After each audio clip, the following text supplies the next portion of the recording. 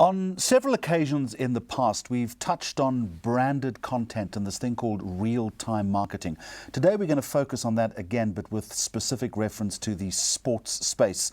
And with me is Kieren Jacobsen, head of the agency Levergy Pulse. A very warm welcome to you. Thanks. Before we talk about sport in this particular space, I just want your understanding of what real-time marketing is. Well, I think with the rise of social over the last decade, it's given brands and marketers a really good opportunity to capitalize on what's happening at that specific moment. So if we speak about it in a sporting context, there's a game of football or a game of rugby going on at any given time, and the ability to push out a brand message combined with something contextual that's going on in that particular moment through a piece of content, for me is how we refer to or what we refer to as real-time marketing and branded content. The key phrase there is something contextual, is that you've got to be able to make that call. You have to. How do you do that? You have to marry what you want to get out as a brand, and we kind of define a sweet spot between the property, the audience, and the brand. So you've got to give the fan what they want, push a brand message, and understand what's actually going on the ground. Because if you're speaking about yourself without understanding what the fan wants or needs from his kind of second screen experience, you're not doing anything that really resonates with me as a fan. And in second screen experience, time here is of the essence, because there's a focus on the main event, isn't Well, by definition, real time is real time. So when we say real time marketing, we aim to get out a piece of content, anything between 2 minutes and 5 minutes of something happening. So it's really great or dynamic in that you take a kind of newsroom approach as an agency. There's no real lead time or time to sit over approvals and stuff like that. So you've got to have a team on site, live, and ready to push the button as soon as something happens. So and it's quite an interesting any space. brand marketer watching us today will get very nervous when they hear of that phrase you've just used, no approval. No, because well, by definition, Kieren, brands want to control the process, and I understand that. So how do brands cede that responsibility? And don't use the word brave, because by definition they have to be brave, don't they? Look, by definition they have to be brave, but I think it's far more a process of collaboration. So when I say we take a newsroom approach, we have a representative of brand with us. So whether it's a community manager or a brand manager, in the kind of war room. So in other words, you know the parameters. Approving content, yeah. So we'll understand beforehand, and it takes an element of trust in knowing what a piece of branded content looks like. So you will have met before, agreed on a template, agreed on a particular tone, and got your templates right beforehand. But there will be a representative of a client or a brand in the room with you to approve content as and when it goes out. But it's interesting. Okay, that's the useful theory. Now let's case study it if we can. One of your principal clients is Supersport.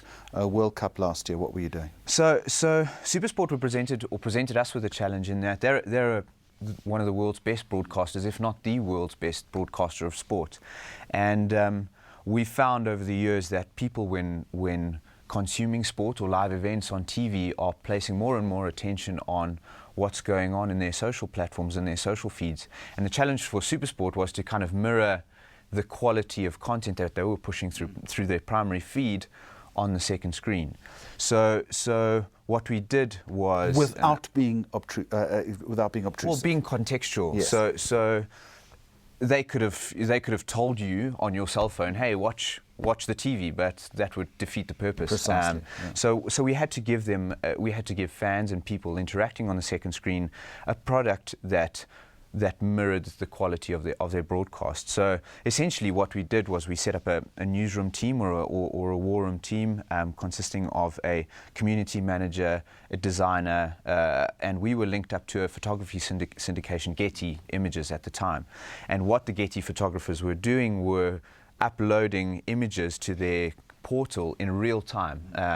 As soon as Lionel Messi scored a goal in the World Cup, within 30 seconds to a minute, that image of him celebrating that goal was up on the Getty portal. We would then download that from the Getty portal. Our designer would then repurpose that to give it a Supersport look and feel. a copywriter simultaneously would give the image a pithy caption. For instance, when Spain beat the Netherlands, or when the Netherlands beat Spain 5-1, as soon as the fifth goal happened, we used the actual word Spain, but the letter S was changed to a 5 and the letter I was changed to a 1.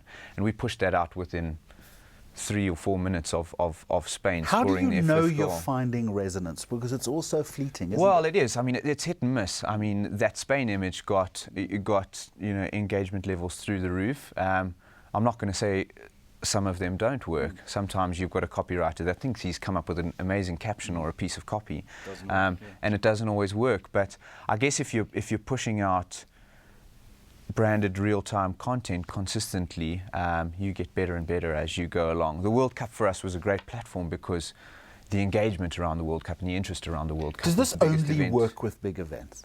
No, it doesn't. We do it on a week-to-week basis for SuperSport now. So you find little pockets of interest with their communities that interest them on a day-to-day. So an injury to Dwayne Vermeulen being out for the next 8 weeks warrants a piece of content, as it does an insert on SuperSport Blitz. Unless, of course, you're Dwayne Vermeulen. Unless, of course, you're Dwayne. That's an entirely different issue. Just very quickly, how does a brand start strategizing around this? How do they get their toe in the water? So I think the real kind of where you start is to understand where you fit in that space and what kind of brand message you want to push. So if you're SuperSport, it's an easy fit because you're a sports broadcaster and you want to push the quality of your broadcast. You want to drive appointment viewing, pretty much.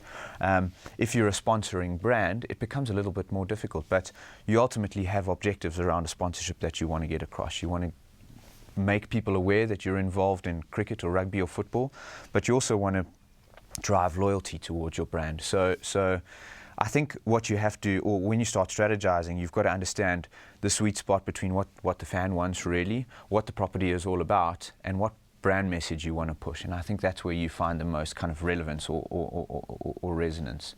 Thank you very much. No problem. Thanks for having me, Jeremy.